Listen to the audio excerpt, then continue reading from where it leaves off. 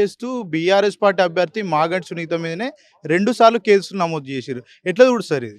ఇక్కడ 2 జాతీయ పార్టీలు. బీఆర్ఎస్ బలమైనటువంటి ప్రాంతీయ పార్టీ. కేసీఆర్ గారు తెలంగాణలో చేసినటువంటి సంక్షేమము, అభివృద్ధి, నదుల నీటి వినియోగము ఇదంతా చూసి 24 గంటల ఉచిత విద్యుత్ రైతులకు వెన్నెముకగా నిలిచి దేశానికే నంబర్ 1గా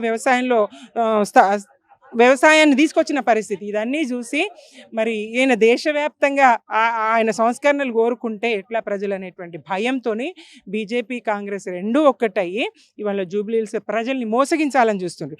వాళ్ళు మీరు మైనారిటీలకు ఇస్తూ ఉన్నారు, మేము అడ్డుకుంటాం. ఇక్కడ విచిత్రం ఏంటంటే మహేష్ కుమార్ గౌడ్ గారు తనకు ఎలాంటి సమాచారం లేదని మొన్న బుధవారం నాడు మీడియాతో చెప్పిండ్రు.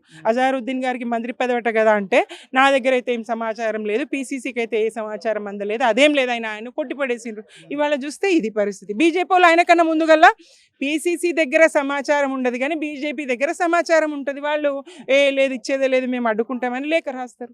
దీన్ని బట్టి అర్థమవుతలేదా? రేవంత్ రెడ్డి గారికి రక్షణ కవచంలాగా రాష్ట్ర బీజేపీ బడేబాయి అండదండలతో రాష్ట్ర బీజేపీ ఇవాళ ఎవరైనా ఈ రాష్ట్ర స్థాయిలో ఉన్నటువంటి బీజేపీ నేతలు ఎవరైనా, కిషన్ రెడ్డి గారైనా లేదంటే బండి సంజయ్ గారైనా ఎవరైనా, ఆ 8 మంది పార్లమెంట్ సభ్యులు, ఈ 8 మంది శాసనసభ్యులు అందరు కూడా అసలు కాంగ్రెస్ వాళ్ళు ప్రశ్నిస్తూ ఉన్నారు.